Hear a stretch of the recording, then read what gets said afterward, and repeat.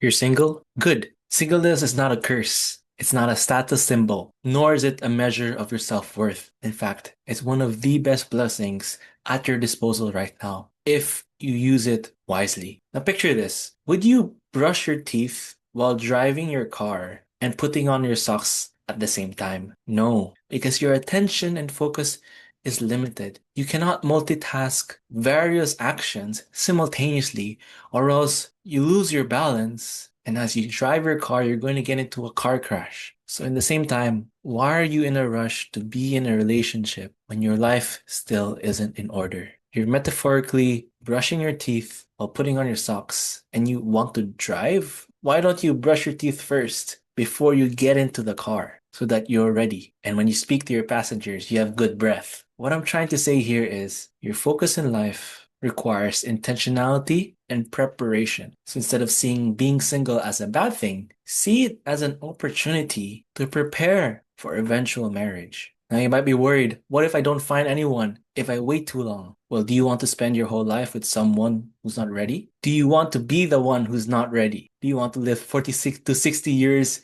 in regret, wishing that you prepared more or that you worked on yourself? Or would you rather wait until the right time when you're prepared, more mature, more financially stable, with the right intention and in the right season of your life? Now you might be thinking that sounds good on paper, but honestly, Arlo, I'm feeling lonely. I feel you. But getting into a relationship because you're lonely is one of the worst reasons to be in a relationship because you're using that person as a tool for your loneliness. Instead, there are many other solutions like friends, family, community, starting a new hobby, which will lead to groups of people who have the same interests as you, maybe joining a prayer group or a Bible study group. There are many solutions that doesn't really need a romantic relationship. Not to say that being in one is bad. No, it's just that in Ecclesiastes it says there's a season for everything under the heavens, meaning it's a chapter waiting, but it may not be right now because one of Satan's biggest attack is when he says the word never when God's actually saying not yet. When Satan says you're never gonna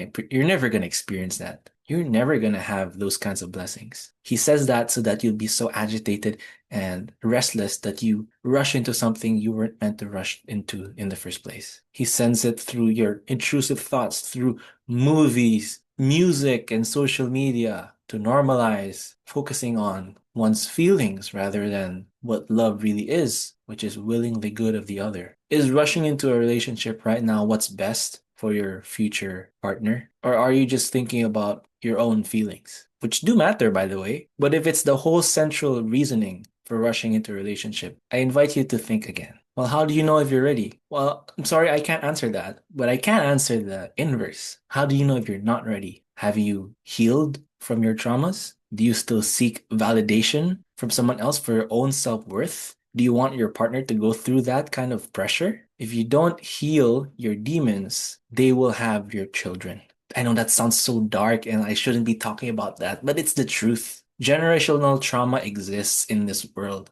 If you want to do your part, and if you have, I'm pretty sure you have an ounce of empathy, or if not more, you have a lot of empathy, I can tell. So if you're seeing relationships with the end in mind, which is family and purpose and children, wouldn't you want to have be healed so that they don't have to experience your lack of healing? Like no one talks about this, but it's actually good to be single. It's a blessing because now you can focus on the Lord, you can focus on your growth, you can focus on improving yourself. This isn't to say you should be single for the entire your life unless you're called to be a priest or some other vocation. But like I said, use this time to prepare. If you have an exam 2 weeks from now, are you going to spend the time studying or worrying about the exam? Of course, you should better spend that time studying.